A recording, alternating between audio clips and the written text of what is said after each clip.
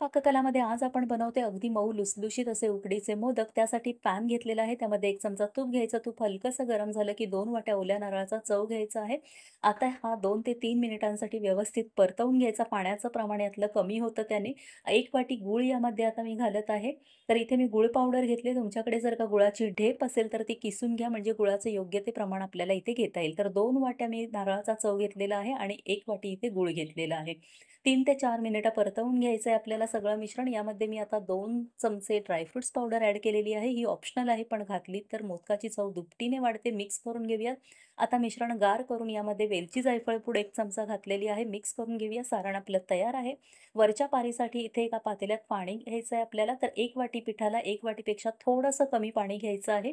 तर 2 वाटी पिठाच्या प्रमाणाने इथे पाणी घेतलंय. अर्धा चमचा मीठ, 1 चमचा तूप आणि इथे 1 चमचा मी साखर घेतलेली आहे. पाण्याला उकळी आली की यामध्ये 2 वाट्या पिठी घातली आहे तांदळाची. मिक्स करून घेऊया. गॅस इथे मात्र आता मी बंद केलेला आहे. गुठळ्या काही असतील तर त्या मोडून घ्यायच्या आणि झाकण ठेवून 10 मिनिटं हे पीठ आपण वाफवून घेणार आहोत. तर 10 मिनिटांनी हे पीठ सगळं परातीत काढून घ्यायचं आहे आणि एक वाटी घ्यायची, त्यामध्ये पाणी घ्यायचं आणि थोडं-थोडं पाणी घेऊन आपल्याला ही पिठी जी आहे, उकड जी आहे ती छान मळून घ्यायची आहे. एकसाथ पाणी घालायचं नाही, तर थोडं-थोडं पाणी घेऊनच पिठी ही मळून काढायची आहे. आणि साखर घातल्याने ना आपल्या पारीची चव खूपच वाढते. खूप मोदक छान लागतात चवीला. एकदा नक्की करून पहा. तर इथे छान असा मऊसूत गोळा मी तयार करून घेतलाय. आता याचे 2 भाग करून घ्यायचे. दुसरा जो पार्ट आहे तो आपल्याला झाकून ठेवायचा, म्हणजे पीठ सुकणार नाही आणि एका पार्टचे असे गोळे काढून घ्यायचे. तर आज इथे मी तुम्हाला तांदळाच्या पिठीवर किती भरभर मोदक होतात हे दाखवणार आहे. सारण आपलं तयार आहे.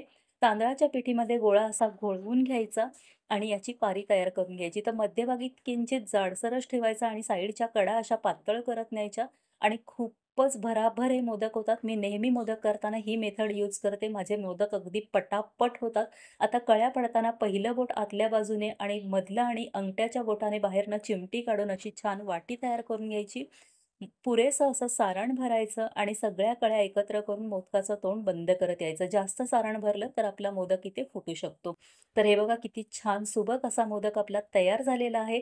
अशाच पद्धतीने मी सगळे मोदक अगदी पटापट करून घेतलेले आहेत आणि आता वाफवायला ठेवूयात. तर एका पातेल्यात पाणी घेतले, त्यावर चाळणी ठेवले आणि एखादा सुती कपडा ओला करून ठेवायचा.